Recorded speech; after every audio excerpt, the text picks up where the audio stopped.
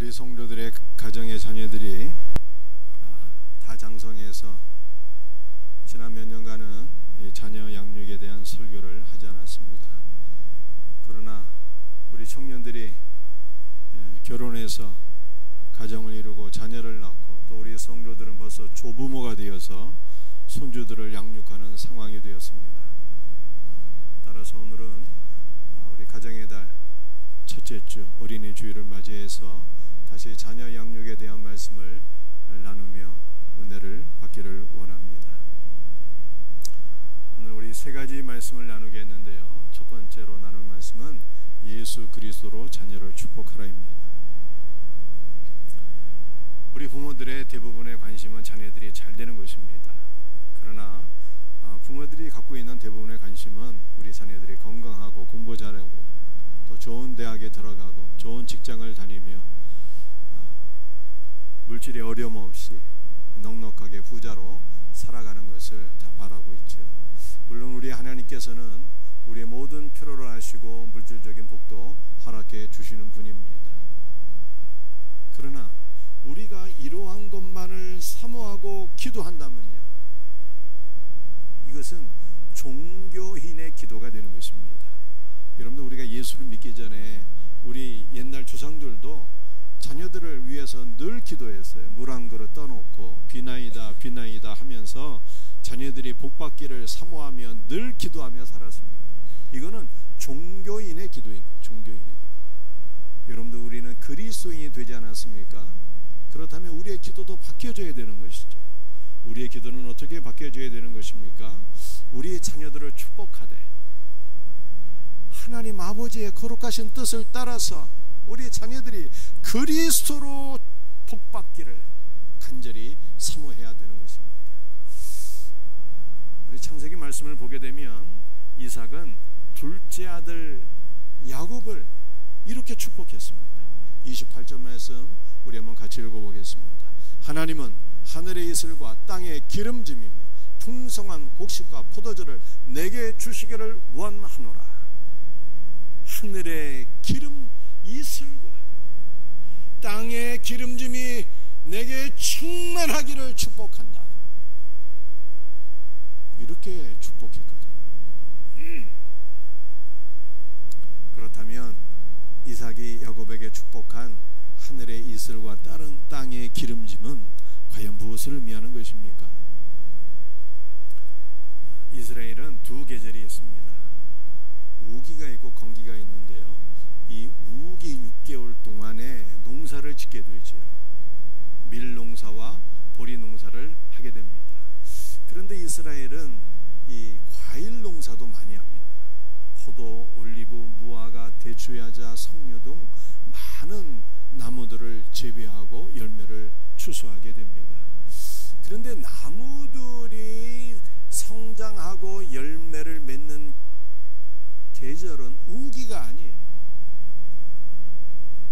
건기에 나무들이 성장하고 열매를 맺게 됩니다. 건기는 말 그대로 비가 오지 않는 계절입니다. 비가 오지 않는 계절인데 어떻게 나무들이 성장하고 열매를 맺을 수가 있을까요? 그것은 바로 이슬 때문입니다. 건기에는 저 북쪽 헐몬산에서 내려오는 냉기와 저 지중해에서 올라오는 훈풍이 충돌해서 이 팔레스타인 땅에는 축축하게 이슬이 내리게 됩니다.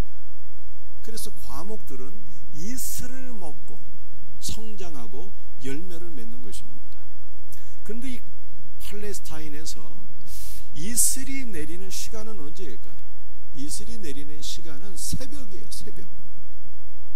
그래서 성경 말씀을 보게 되면 새벽 이슬 같은 청년들이 주 앞에 나온다라고 하는 말씀도 있습니다.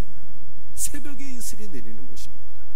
그리고 새벽에 내리는 이슬은 주님의 은혜를 가리키는 거예요. 은혜. 사랑하는 성도들이, 저와 여러분은 예수님께서 이 땅에 심어 놓으신 과목들이, 주께서 요한복음에서 말씀하시기를 나는 포도나무라 너희는 가지라 그렇게 말씀하셨잖아요. 포도나무는 가지이고 가지는 포도나무인 거예요. 우리가 즉 포도나무인 것입니다. 우리는 주님께서 이 땅에 심어 놓으신 나무예요. 그런데 우리가 어떻게 성장하고 열매를 맺을 수가 있을까요? 그것은 바로 이슬 같은 주님의 은혜를 먹고 마시게 될 때 우리는 영적으로 성장하게 되고 열매를 맺는 복된 삶을 살게 될 것을 믿으시기를 바랍니다. 사랑하는 성도들이여, 새벽을 깨워서 기도하셔야 돼요. 새벽을 깨워서 말씀을 붙잡고 기도하게 될 때 이슬 같은 주님의 은혜를 우리는 공급받게 되고, 그러므로 우리와 우리의 자녀들은 성장하고 하나님 앞에 쓰임받는 복된 삶으로 나가게 되는 것입니다. 이와 같은 은혜가 있기를 주 예수의 이름으로 축복합니다. 그런데 이삭은 야곱을 축복할 때 하늘의 이슬과 땅의 기름짐이 내게 있기를 원한다, 이렇게 말씀했거든요. 땅의 기름짐이라고 하는 것은 무엇일까요? 우리 하나님은 인간을 영혼과 육신으로 창조하셨죠.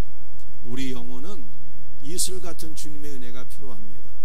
우리 육신은 땅에 기름진 것들이 필요하겠죠.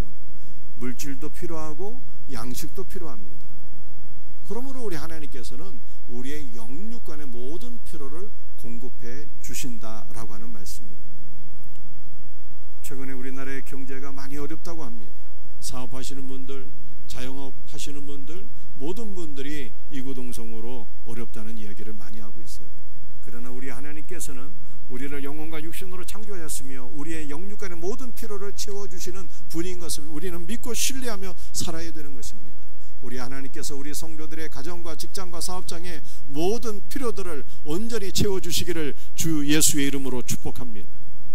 그런데 초대교회 교부들은요, 이 땅의 기름짐을 물질로 해석하지를 않았어요. 땅의 기름짐을 예수 그리스도로 해석을 했습니다. 우리 예수님은 어떤 분이실까요? 우리 예수님은 하늘이시나 땅이 되신 분이에요. 우리 예수님은 근본 하나님의 본체이시나 하나님과 동등됨을 취할 것으로 여기지 아니하시고 성육신하셔서 인간이 되셨어요. 여러분들, 우리 인간은 흙이잖아, 흙. 우리 하나님께서 땅의 흙으로 우리를 빚으셨어요. 그래서 우리 예수님께서 하늘이시나 땅이 되셨다는 것은 우리와 동일한 인간이 되셨다는 뜻입니다. 우리 예수님은 온전한 하나님이시고 온전한 인간이세요. 온전한 인간이신 예수님 안에만 무엇이 있을까요? 온전한 인간이신 예수님 안에만 온전한 인격이 있고 온전한 성품이 있는 것입니다. 그러므로 이삭이 야곱에게 축복한 것은요, 하늘의 은혜를 축복한 것입니다. 이삭이 야곱에게 축복한 것은 땅이신 예수 그리스도의 온전한 인격이 내게 있을지로다, 이것으로 축복합니다.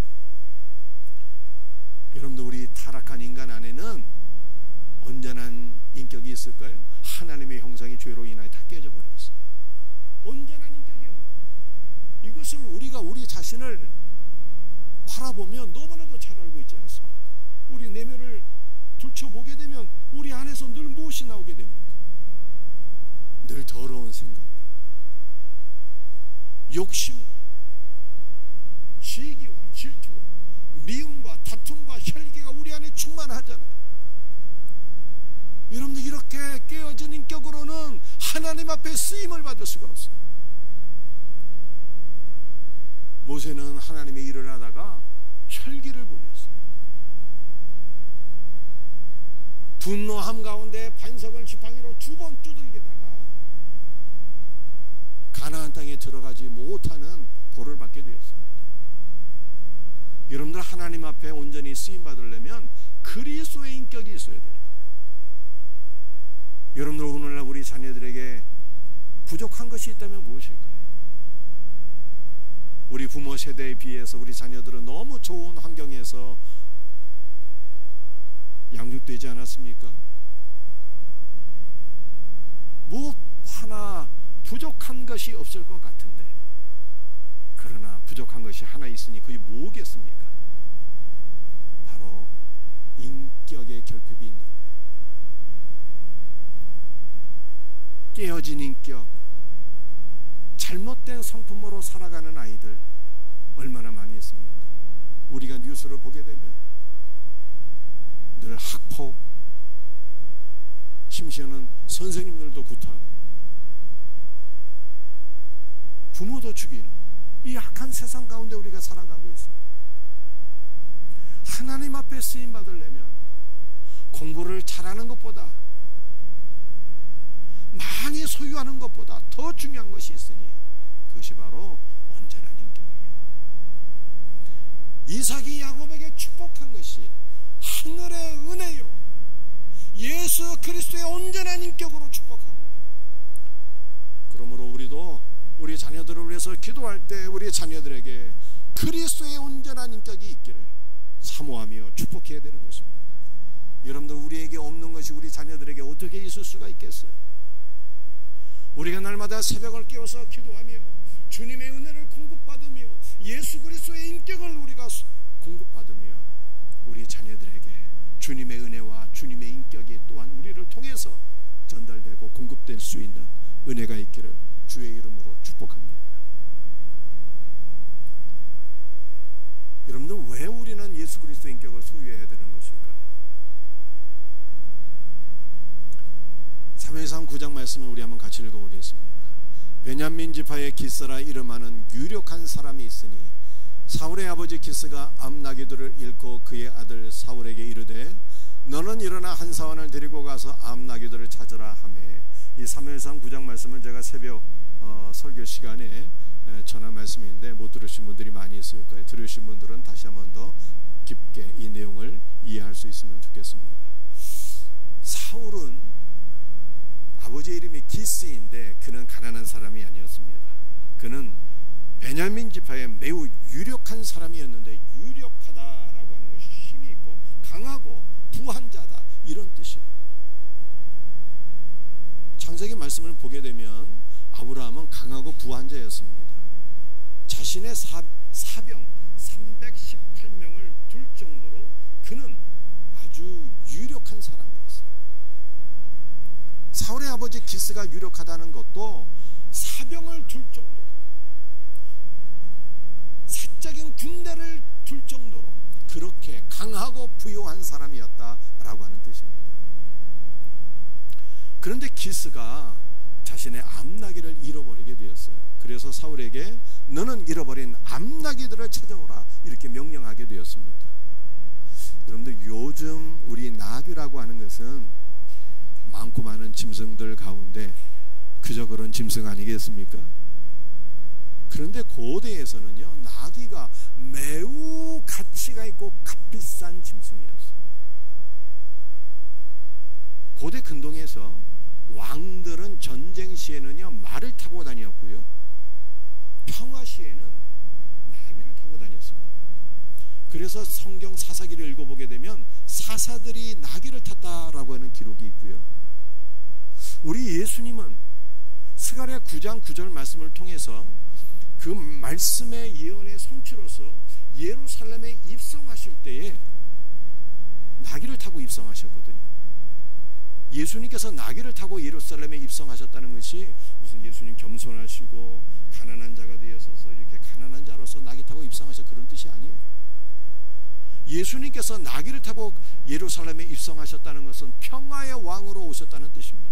왕들이 전쟁 시에는 말을 타고 다녔고요, 평화 시에는 나귀를 타고 다녔어요. 이처럼 나귀는 왕이나 사사들이 타는 매우 값비싼 짐승이었고 권위의 상징이었습니다. 그래서 기스가 나귀들을 잃어버린 것은요 보통 문제가 아닌 것이죠. 아들 사울에게 잃어버린 나귀들을 찾아오라, 이렇게 명령했습니다. 사울이 아버지의 명령에 어떻게 반응했을까요? 4절과 5절 말씀을 우리 한번 읽어보겠습니다. 그가 에브라임 산지와 살리사 땅으로 두루 다녀 보았으나 찾지 못하고 사알림 땅으로 두루 다녀 보았으나 그곳에는 없었고 베냐민 사람의 땅으로 두루 다녀 보았으나 찾지 못하니라. 그들이 숲 땅에 이른 때에 사울이 함께 가던 사원에게 이르되 돌아가자, 내 아버지께서 암나기 생각은 고사하고 우리를 위하여 걱정하실까 두려워하노라. 아버지가 찾아오라고 말한 그 나귀들을 찾기 위해서 사울이 최선을 다해서 아버지의 말씀에 순종합니다. 에브라임 산지를 뒤졌어요. 여러분들, 우리나라의 한 복판에는 이 타백 산맥이 있는 것처럼 팔레스타인은요, 한 중앙에 에브라임 산지가 있는 것입니다. 에브라임 산지를 샅샅이 뒤졌습니다. 그리고 살리사 땅을 찾아 헤매게 되었는데, 이 살리사 땅은 우기가 되면 물이 흐르는 계곡이에요. 계곡. 그리고 사할림 땅까지 가게 되었습니다. 이 사할림 땅은 사막지대인 거죠. 사막지대. 베냐민 지파의 온 땅을 헤맸어요. 사울과 기스는 베냐민 지파에 속한 사람들입니다. 그래서 나귀를 잃어버렸으니 그들이 살고 있는 베냐민 지파의 땅 전체를 다녔다. 그리고 숲땅까지 갔는데, 숲땅은요, 사무엘 가문이 살고 있는 그러한 지역입니다. 그래서 사울이 아버지가 명령한 나귀들을 찾기 위해서 다닌 모든 지역의 거리들을 총합산하게 되면 최소한 40km 이상입니다. 40km 이상의 산지와 계곡과 사막 등지를 다 헤매고 다닌 것입니다. 여러분들, 이것은 무엇을 보여주고 있는 것입니까? 사울이 타고난 본성이 착하고 선하고 효심이 깊었다라고 하는 것을 보여주고 있는 것입니다.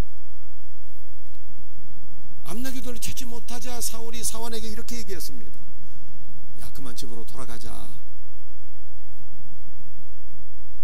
그만 집으로 돌아가자 그랬어요. 근데 그 이유가 무엇입니까? 나귀들을 찾기가 힘들어서, 하기 싫어서 그만 하고 돌아가자, 이렇게 얘기한 것이 아니었어요. 아버지가 암나귀들 때문이 아니라 우리를 위하여 더 걱정하실 것 같다. 그만 돌아가자, 이렇게 얘기했어요. 여러분들, 고대 세계에 이 산지와 사막 등지를 헤매고 다니는 것은 맹수의 위협을 당할 수가 있고, 강도에게 붙잡혀서 생명을 위협당할 수 있는 아주 위험천만한 일이었습니다. 그래서 아버지가 아들을 염려할 것이 염려되어서 그만 이제 우리가 아버지께로 돌아가자, 사울이 이렇게 얘기한 거예요. 이만큼 사울은 타고난 본성이 착하고 효심이 깊은 아들이었다 라고 하는 것을 성경이 보여주고 있는 것입니다. 그런데 문제가 있어요. 사울에게 무엇이 문제였겠습니까? 타고난 성품은 착하고 선했는데, 그렇지만 그에게는 하나님의 말씀에 순종하는 믿음이 없었다는 것입니다. 하나님께서 사울왕에게 아말렉 족속을 땅에서 진멸하라 이렇게 명령하셨는데, 사울은요, 아말렉 족속의 왕 아각도 살려주고 모든 좋은 것들은 다 살려주었어요. 탐심이 생겼어요. 타고난 본성은 선하고 착했으나 하나님의 말씀에는 순종하지 못했다. 믿음이 없었다. 그 결과 어떠한 일들이 일어나게 되었습니까? 이스라엘 땅에 전쟁이 오게 되었어요. 블레셋이 침략하게 되었습니다. 나라의 운명이 풍전등화처럼 매우 위태롭게 되었습니다. 그 위기에, 인생의 위기에 사울이 어떻게 그 위기를 헤쳐나갑니까? 하나님을 의지하고 기도하고 하나님의 도우심을 받아서 민족의 위기, 인생의 위기를 극복해야 되는데, 사울은 그렇게 하지 않았어요. 친접한 무당을 찾아갔습니다. 무당을 통해서 죽은 사람과 교통하게 되었습니다. 그런데 친접한 무당을 의지하고 죽은 사람과 교통하는 것은 하나님께서 엄히 금지하신 일입니다. 사울은 이렇게 귀신을 의지하고 교통하다가 그의 최후는 매우 비참하게 끝나게 되었습니다. 이스라엘은 블레셋과의 전쟁에서 패하게 되었고, 사울은 세 아들과 함께 전쟁터에서 동시에 비참한 최후를 맞이해서 죽게 되었습니다. 여러분들, 제가 말씀을 드리고자 하는 요지가 무엇일까요? 인간의 성품이 아무리 선하고 착하고 좋다 할지라도, 효심이 깊다 할지라도 그것으로는 하나님 앞에 쓰임을 받을 수가 없다는 뜻입니다.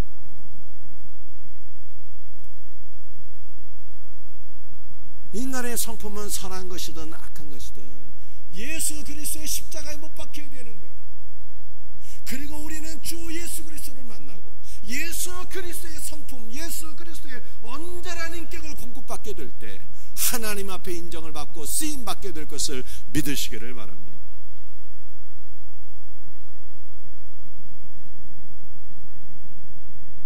우리에게 필요한 것은 선한 성품이 아니라 예수님이 필요하다는 뜻이에요. 선한 성품, 좋은 효심, 이거 하나님께서 주신 복이에요. 선물입니다. 그러나 그것으로는 하나님 앞에 쓰임받을 수가 없어요.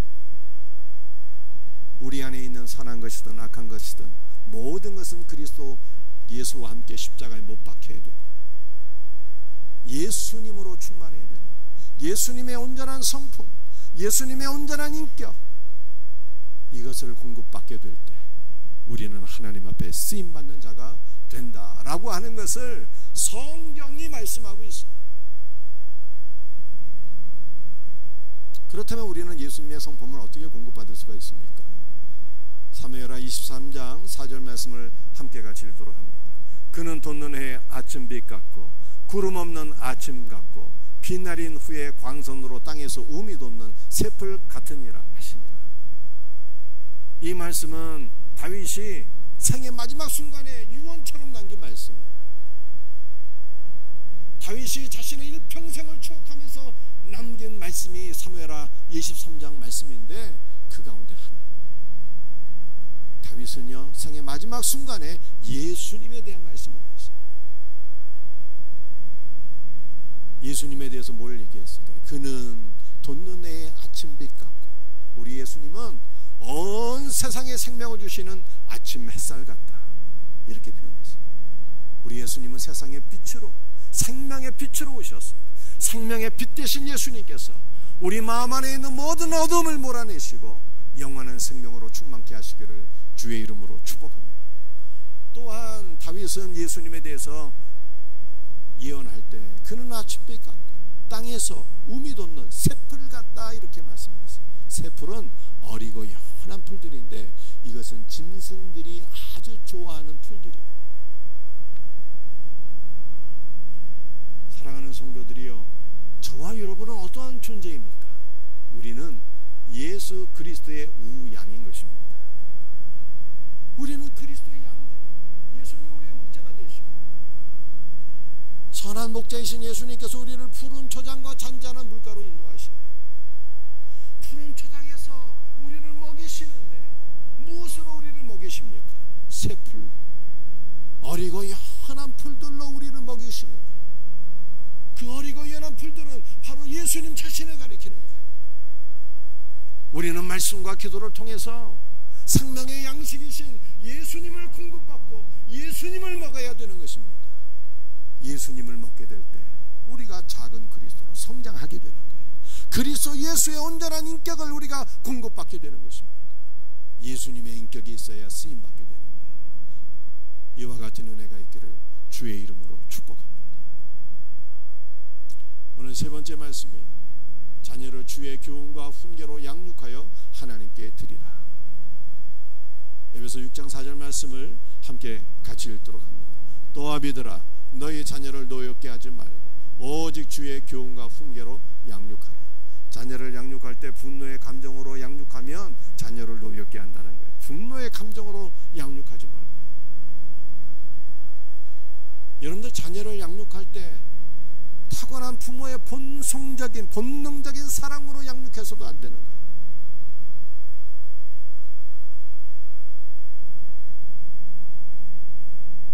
본능적인 사랑이 있잖아요. 부모가 사랑으로 자녀를 양육하면 어떠한 일들이 일어나게 될까요? 자녀에 대한 소유권을 주장하게 돼요. 지나친 사랑은 자녀로 하여금 부모를 의존하게 만들고, 본능적인 사랑으로 양육하면 이런 말들을 하게 돼요. 키웠는데 네가 나에게 이렇게 할 수 있냐. 이런 말들이 있게 되는 거예요. 이렇게 부모가 자녀에게 대해서 소유권을 주장하게 될 때 그 관계는 어떻게 될까요? 나머지는 여러분의 상상에 맡깁니다.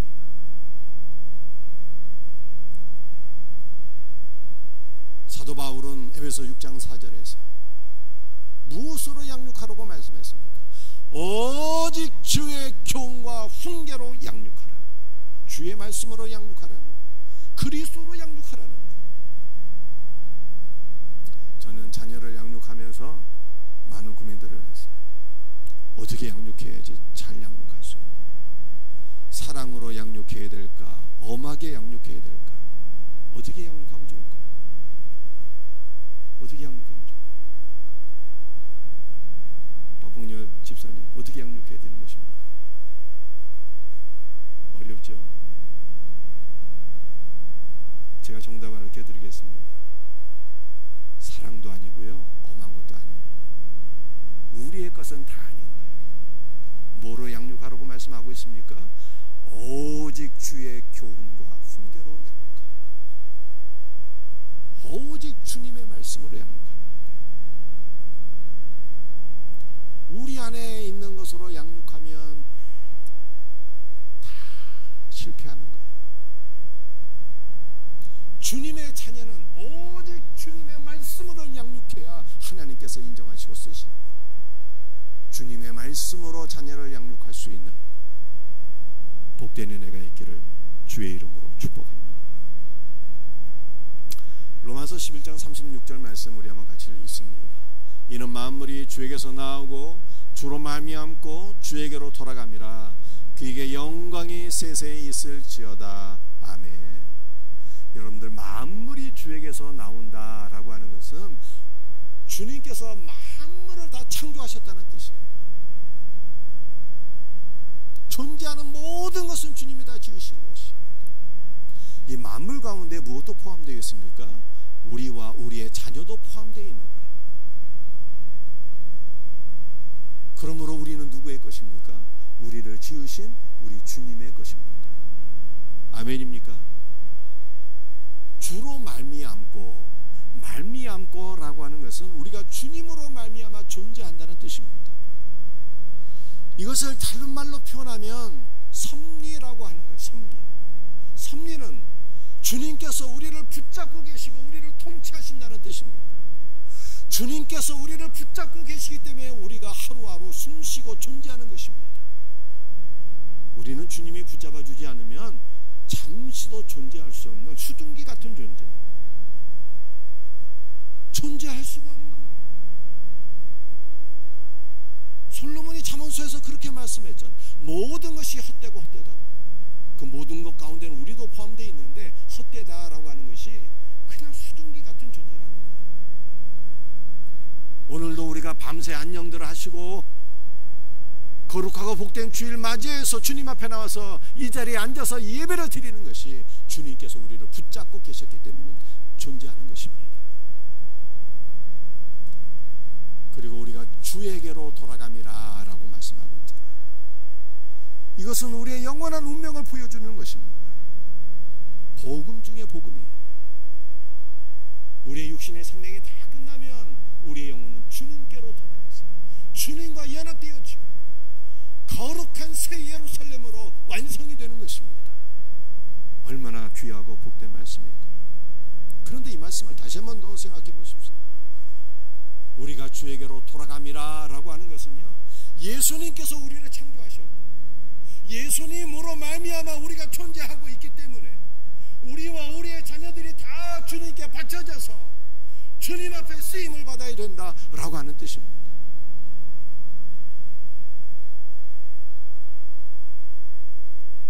사랑하는 성도들이, 우리와 우리의 자녀들은 주님이 창조하셨고 그러면 우리는 다 주님의 것들이에요. 그러면 우리는 우리의 모든 자녀들이 나의 소유가 아니라 주님의 소유인 것을 믿고 주님께 바치셔야 되는 거예요. 옛날에는 자녀를 주님께 바친다 하면은 다 목사 되고 선교사 되고 그렇게 되는 줄만 알았어요.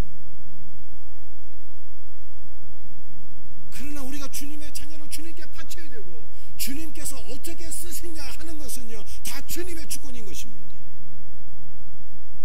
목사가 되게 하시든지, 선교사가 되게 하시든지, 정치인이 되게 하시든지, 기업인이 되게 하시든지, 운동선수가 되게 하시든지, 선생님이 되게 하시든지, 그건 다 주님의 주권이죠. 주님의 자녀로 주님께 바치오니 주님의 기쁘신 뜻을 따라 사용하옵소서라고 해야 되는 거예요.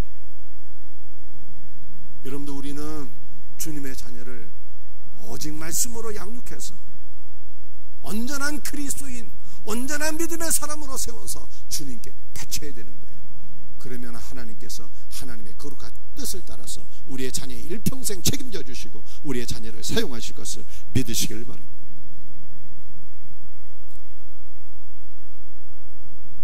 마지막 말씀이에요. 사무엘하 24장 18절 말씀. 함께 말씀 같이 읽습니다. 이날에 같이 다윗에게 이르러 그에게 아뢰되 올라가서 여부스 사람 아라우나의 타작 마당에서 여호와를 위하여 제단을 쌓으소서 하매. 아멘.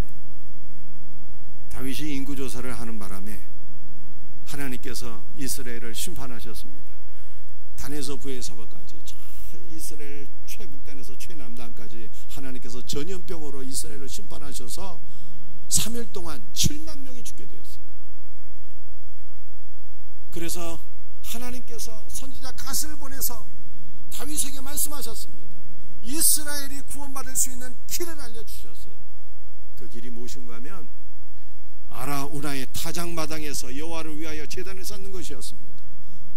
다윗이 여호와를 위하여, 이스라엘 백성들을 위하여 제단을 쌓고 번제와 화목제를 드리게 되었을 때 하나님의 심판이 중지되게 되었습니다. 이스라엘이 구원받게 되었어요.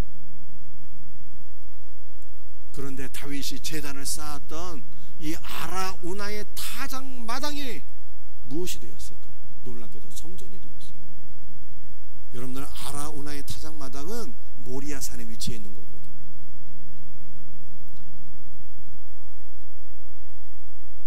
이 모리아산에서 두 번의 위대한 제사가 드려지게 되었는데, 창세기를 보게 되면 이삭이 모리아산에서 하나님 앞에 번제로 드려질 뻔했잖아요. 이삭 대신에 순양이 번제로 드려지게 되었고 아브라함의 위대한 제사가 있게 되었어요.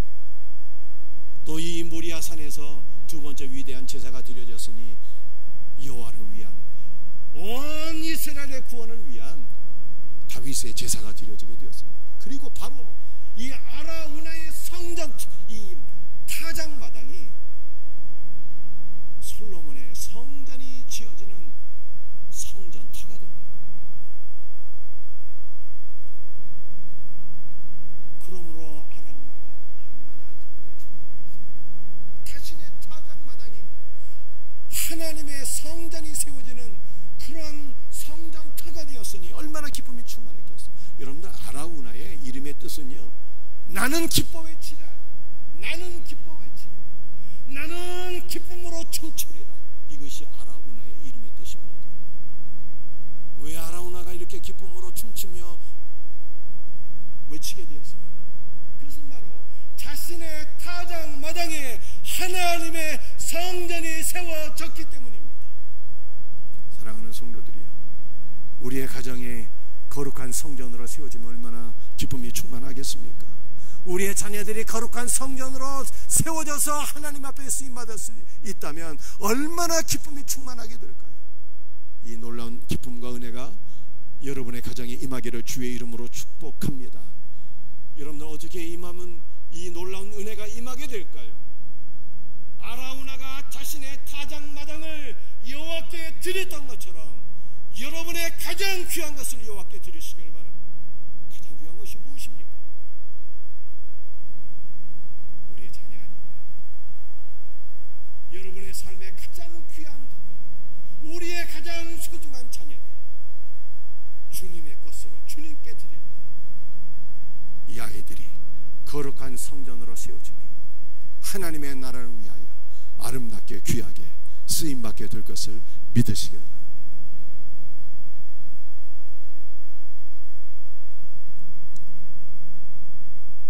말씀을 마치도록 하겠습니다. 제가 번호를 읽으면 여러분들의 내용을 읽으시길 바랍니다. 1. 아멘. 여러분들, 우리는 종교인으로 기도하면 안 돼. 맨날 복 주세요, 복 주세요. 그 복이 물질적인 복만 사모하고, 그건 종교인의 기도예요. 우리는 기도가 바뀌어져야 돼. 우리는 그리스도인이잖아.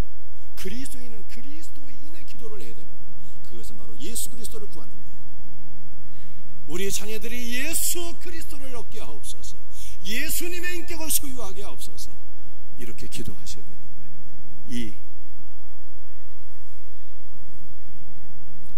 여러분들 그리스도의 인격을 소유하지 않으면 쓰임받지 못해요. 사울은 이스라엘의 왕까지 되었지만 하나님 앞에 쓰임받지 못하고 버림받았어요.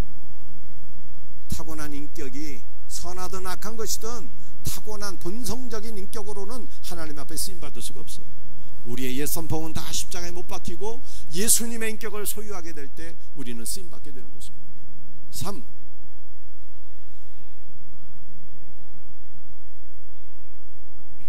우리의 것으로는 안 되는 거예요. 오직 주님의 교훈과 훈계, 오직 주님의 말씀으로 양육해서 우리의 자녀를 하나님께 드리게 될 때 우리의 자녀들이 거룩한 성전으로, 거룩한 하나님 나라의 일꾼으로 쓰임받게 되는 것입니다.